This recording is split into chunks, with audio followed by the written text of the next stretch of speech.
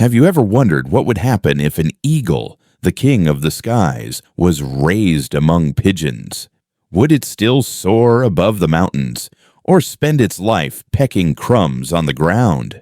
This is the story of the eagle who thought he was a pigeon. Long ago, during a violent storm, an eagle's egg was swept away from its nest and tumbled down the cliffs. It rolled into a village courtyard, right into the middle of a flock of pigeons. Out of kindness, they took the egg in. When it hatched, a strange chick emerged, larger, sharper, fiercer looking than any pigeon. But the pigeons didn't notice. They raised him as one of their own. And so, the young eagle learned to walk like a pigeon, peck like a pigeon, and flap clumsily just above the rooftops. Whenever his wings twitched with the urge to climb higher, the pigeons warned him, "Stay close.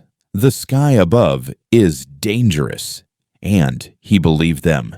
Years passed. The eagle grew huge, powerful, his feathers gleaming in the sunlight. But inside, he still thought he was a pigeon, awkward, heavy, and bound to the ground. Then one day, everything changed. A wild eagle appeared, soaring across the heavens. Its wings stretched wide, riding the winds with power and grace. The young eagle froze, staring in awe.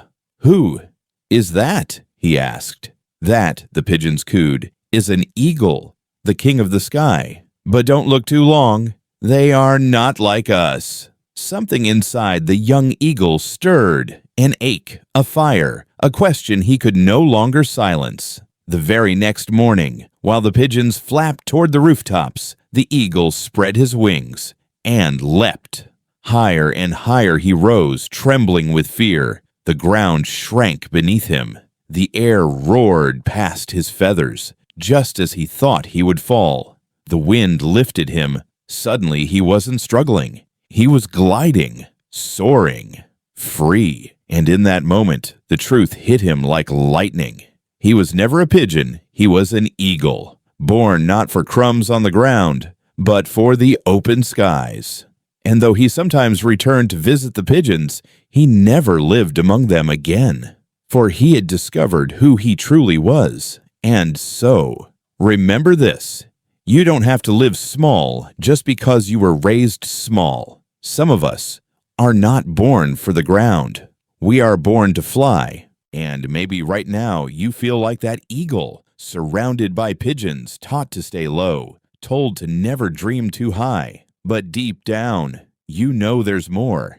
There's a sky inside you waiting to be claimed. Don't let the world convince you that you are less than you are. Don't let your surroundings decide your destiny, because you are not defined by where you began. You are defined by how high you choose to rise. So spread your wings, take the leap, and when fear whispers that you might fall, remember this: you were never made for the ground. You were made to soar.